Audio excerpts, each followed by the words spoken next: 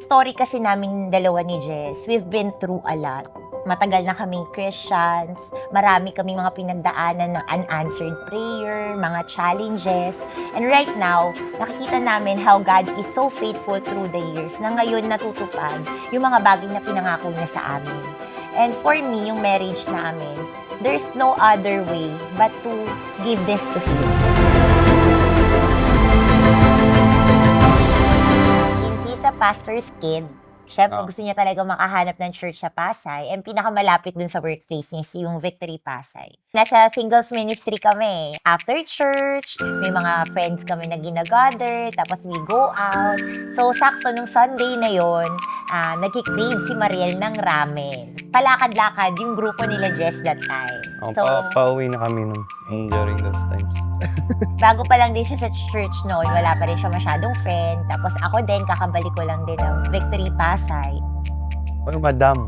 Yan yung impression ko, madam. Madaldal. Yun yung ko. Ako naman sa kanya, sobrang niyang tahimik. Pero na-appreciate ko siya kasi nakipag-usap naman siya sa akin. Kasama ko pala siya dun sa Ramen Kuroda kasi nakalimutan ko talaga siya. Wala pang romantic. Wala. Very platonic. Oo. So, after nung Ramen Kuroda, every week na kaming lumalabas kasi we find yung group namin, parang nag-click. Tapos siya lang yung palaging parang babae na nakakasama ko doon. Parang siya yung nag-welcome sa akin sa Victory during those times. Kaming dalawa ni Jess, nag-click kami. Parang we love to listen to each other's story, tapos malalim rin siyang kausap. But I never imagined na pwedeng mapunta yun into something romantic. Kasi nga, mas matanda ako sa kanya. May mga pinagpe-pray na ako bago pa ako mapuntang Victory. Tapos yung mga pinagpe-pray ko na yun, parang sa kanya ko nakita. Basta malawak yung pangunawa niya.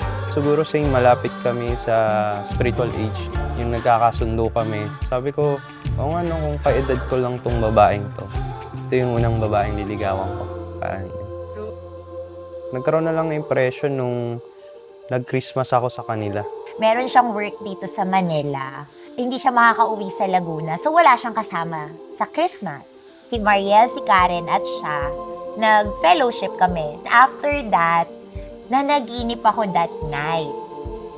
Noon sa panaginip ko, kinakasal daw ako. Tapos, pagpan nung dream ko, si Jess yung groom ko. Sabi ko, pagising ko talaga, seryoso ba? Lord, ang bata nun ah. Tapos doon na nagbukas yung eyes ko towards Him. And then, every time na nakakasama ko siya, sabi ko, lagot, Lord.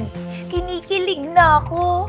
Kasi for 10 years, seryoso to ha, hindi ako nagbibiro. For 10 years, never akong nagkaroon ng crush. Iniisip ko talaga sa sarili ko na baka hindi talaga marriage ang plan ni God for me. Lord, dahil natatakot ako, i-end na lang natin yung friendship. Pinag-prayer and fast ko yun eh. Pinag-pray ko siya. Naka-receive ako ng word na do not hold back yung verse na yun. Tapos sabi ko, Lord, isang aspect sa work, may work naman ako. Sige Lord, sasabihin ko, aminin ko yung nararamdaman ko. Ganyan. Pero tulungan mo ako. Kasi first time ko nga amin sa babae. Nung nag-meet kami sa Parkal. Dadasal ako kay Lord, sana hindi kami magkausap. Sana hindi ko siya makasama. Kasi after nito, lalayo na ako. Pero nakakatawa, pagbaba ko ng bus, siya yung nakasalubong ko. Saktong nag-text yung mga friends namin sa amin na malilate daw sila. Ilang na ilang ako kasi nga hindi ko siya kinakausap. Napansin niya. So, inaya niya ako dun sa park and then he talked to me. Sabi niya sa akin, pwede ba kitang kausapin? Ang tagal niya, hindi siya nagsasalita. Walang lumalabas sa bibig ko eh. So, ginawa ko, chat ko na lang sa'yo. Okay? Parang attracted na ata ako sa'yo. Kino-confirm ko if baka mamaya infatuation lang, parang may ganun. Tapos nag-yes naman siya. So that time, I told him that I also like him, but I need to tell him something. Nag-meet kami kinabukasan, and I told him my health condition. During the pandemic, naoperahan ako and nagkaroon siya ng effect. So, nagkaroon ako ng diminished ovarian reserve. Magkakaanak pa rin naman, pero mas maliit yung chance than other women. Nasa late 30s na ako, mas mababa yung egg cells count ko. I really need to be honest with you. Si Lord naman may hawak mo. So kahit yung pag-amin kasi by faith. So kahit naman yung tatahakin na by faith din kung bibigyan kami. He cannot wait daw kung paano daw ito-turn ni God yung situation ko into a testimony.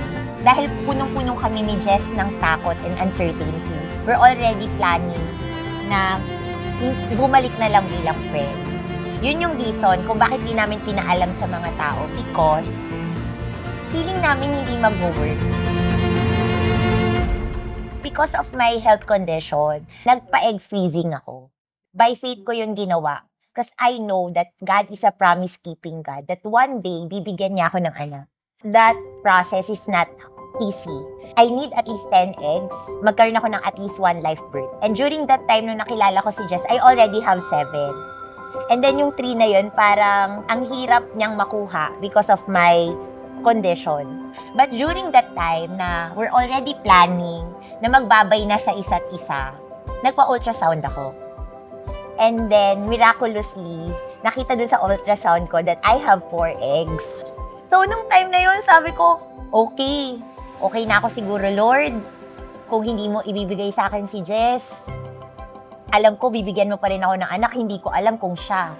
Nag-pray ako noon dati na, Lord, bigyan mo siya ng 3 eggs. Kung ako yung gusto mo para sa kanya. Parang, nung una, sabi ko, sige Lord, bigay mo na lang yung egg para pahinga na siya. Pero nag-request ako 3 para sure ako na is it really from God? Parang ganun. Parang ginawa ko siyang confirmation doon. Sabi ko, bakit naman 3? 4 nga yung pinagpipray ko eh. And then, sadly, nung araw na kukunin na siya, isa na lang yung nakikita sa ultrasound. Hindi nag-respond yung katawan ko sa gamot.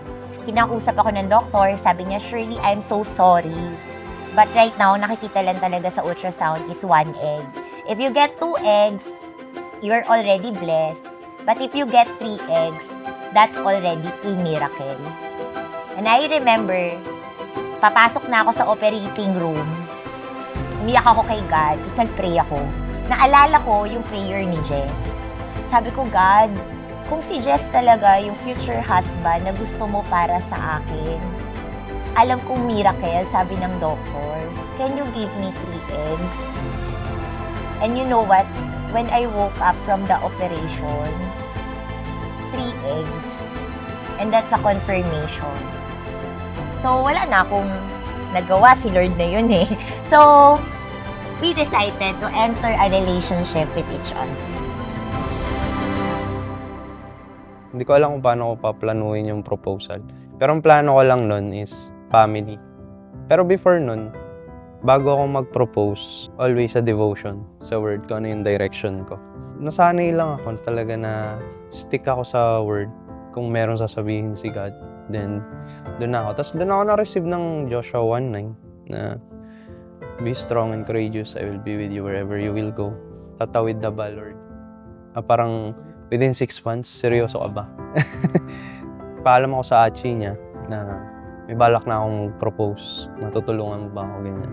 Parang naghanap lang kami ng time para mapagsabay yung dalawa niyang parents. Magpaalam ako sa kanila. Umuo naman sila. Doon ko una nakita yung grace. Pangalawa is, pinayagan din ako ng magulang ko. Nakabila ako ng ring. Tapos ano pang hinihintay ko? May ring na ako, pinayagan naman ako magulang niya. Nag-reach out ako doon sa kaibigan niya, si Ses, na baka matulungan mo ko. Kasi hindi ako ma-events eh. Nagulat din ako sa sarili kong proposal. Kasi, as in, nakita ko rin yung favor ni God doon. Siyempre, kabado siya dahil nga raw Chinese ako, Pinoy siya. But, si Papa ko, tsaka yung Mama ko, ang sabi lang talaga nila sa akin, kung sino yung lalaking tatanggap sa'yo, tatanggapin din namin ng buo. Nakakatuwa nga eh, kasi parang mas anak na siya ng magulang ko kaysa sa akin. Mas iniintindi pa kung nakakain siya compared to me. Doon na lang ako kinabahan nung malapit na ako doon sa pinto. Madami nga palang tao. Ang plan ko nun, parang ibibigay ko yung ring doon sa papa niya. Tapos pagdating doon sa lugar, bibigay sa akin ng papa niya yung ring. Parang makikita lang niya na, oy, pinayagan ako ng papa mo. May blessing na. So napagpaalam na kita. Ang nakakatuwa nga dun kasi my dad, yung papa ko, he's already 80 years old. Tapos yung mama ko naman, she's already 75. At talaga, ang hiling ko lang talaga kay Lord, na Lord, pahabain mo yung buhay ng mga magulang ko so that makita nila yung mga promises ni God sa life ko. And alam ko lang na talagang ang saya ng mga magulang ko nung gabing yun. Hindi ko ina-expect kasi 6 months pa lang Tapos parang iniisip ko, although I'm praying, sabi ko, God, parang nakikita ko naman na ito na yung direction mo para sa amin. And parang kung si Jess naman ang mapapangasawa ko, parang jackpot naman ako.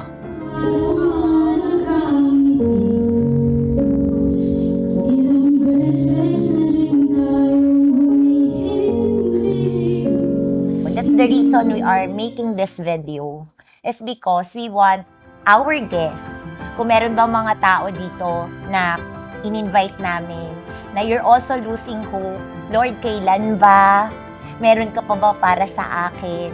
We want our story to encourage each one of you na magtiwala kay Lord. Sabi nga namin ni Jess, etong wedding namin, hindi kami ang bida dito. Si Lord.